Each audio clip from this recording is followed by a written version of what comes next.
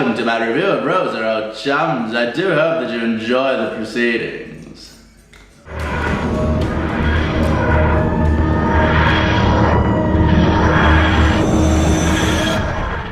This episode opens up with a prologue set 12 years before the rest of the narrative.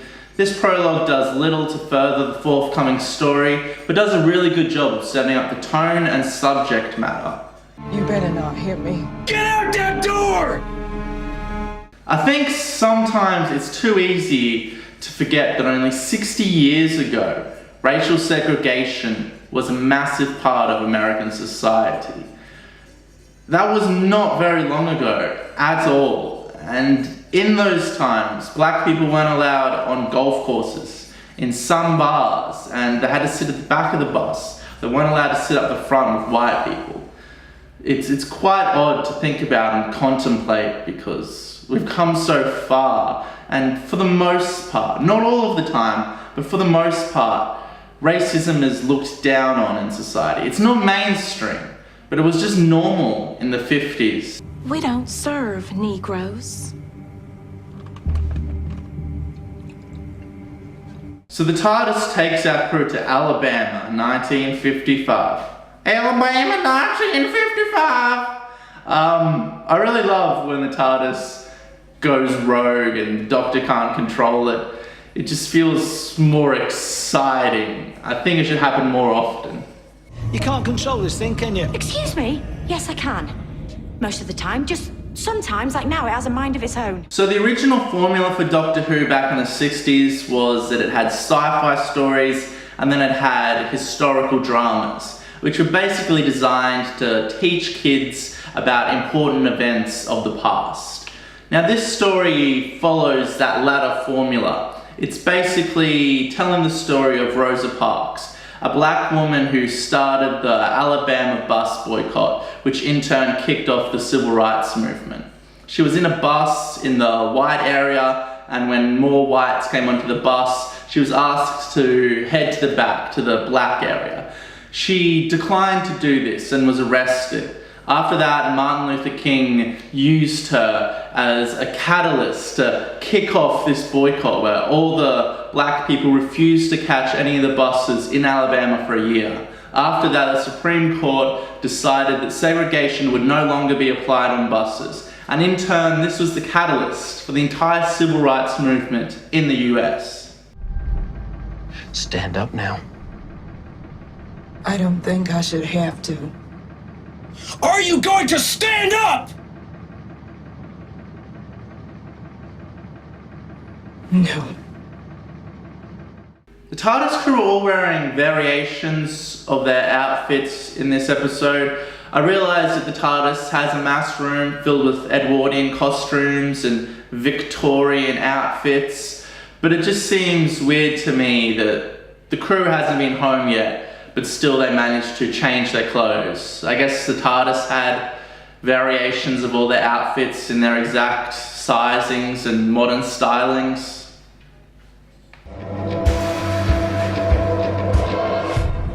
The antagonist in this story is a criminal who comes back in time to stop the civil rights movement because, in his opinion, that's where things started to go wrong. We don't get any insights into his motivations. We don't know why he's racist or what happened to him to make him feel and think this way. In my opinion, the character is horribly underwritten and not interesting at all. Why? Without a hobby. And yours is Rosa Parks. This is where things started to go wrong. And you think you can put them right? This episode does a good job of showing Ryan and Yaz dealing with backwards 50s ideology.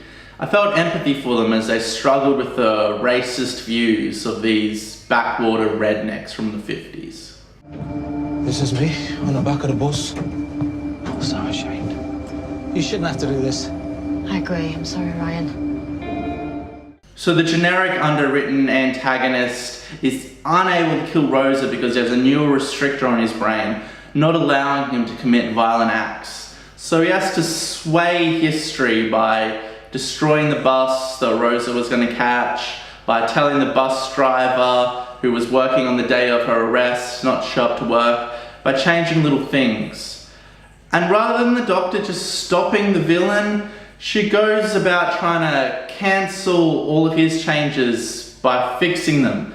So basically what they're doing is changing the past as well. The TARDIS crew steals a bus, they force a man on vacation, they have all these verbal interactions with Rosa. Yaz tells Rosa that she's a police officer, Ryan tells Rosa that stuff's gonna get better. All these interactions are gonna change the future. The Butterfly Effect states that tiny differences now can have mass repercussions in the future.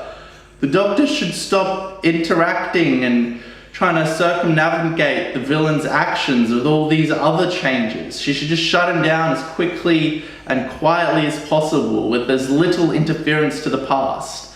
I just imagine they get back to 2018 and sentient squirrels are ruling the world. It just, they fuck everything up basically. Are you thinking what I'm thinking? Nicking and not wiring a bus from right outside the depot. Hope our friendly cop don't hear about this. What in the hell? You have won an all-expenses-paid trip to Las Vegas. Front row tickets to see Frank Sinatra and a VIP pass to meet Frank himself. My wife loves Sinatra. And I'm a police officer. You're police? Yep. Ryan uses a temporal time displacement unit to throw the villain back in time. I like this weapon. It doesn't just shoot and kill people, it shoots you off to another point in time. This is right at the end of the story though. I feel like this is what they should have done right at the beginning, rather than setting up all these unknown variables that would definitely change the future in drastic ways. Mate, you're living in the past. In fact, you like the past that much, so why don't you stay there? After this altercation, Ryan hops onto the bus and he says this in front of the bus driver, in front of all the passengers, and in front of Rosa Parks, who's about to refuse to move. I just got rid of Krasko. How? I borrowed this. I think I dialed the settings as far back as I can go. He's gone. Seriously? That's so stupid and irresponsible. This weird outburst could have unsettled Rosa, not wanting her to protest and just sit in her seat and not kick up a fuss. And it could have changed the future in an infinite amount of other ways. Ah! Keep history in order. No changing it, just guarding it. I just got rid of Krasko. How? I borrowed this. I think I dialed the settings as far back as I can go. He's gone. In the end, Rosa refuses to move. The timeline is unchanged and our TARDIS crew succeeds. This sequence is very well executed. They use emotionally moving song and some slow motion shots to convey the impact of this sequence.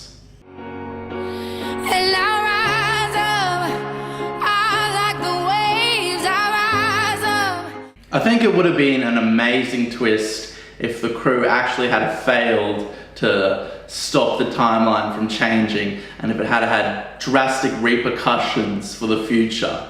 I understand that that wasn't the point of this story, that they were trying to tell the real life story of Rosa Parks rather than a twisted sci-fi story set in an alternative universe. But man would I really have enjoyed if that's what had happened. And it really would have come out of nowhere and shocked and surprised everyone, I think. But they didn't go for it.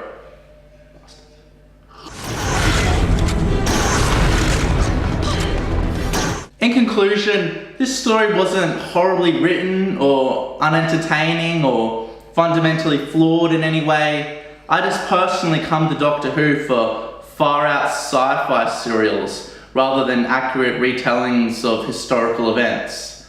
I do, however, think that this was a very important time in history and that everyone should know this story. I just think that a book or a documentary is a better place to learn about Rosa Parks rather than an episode of Doctor Who. Today is Wednesday, November 30th, 1955.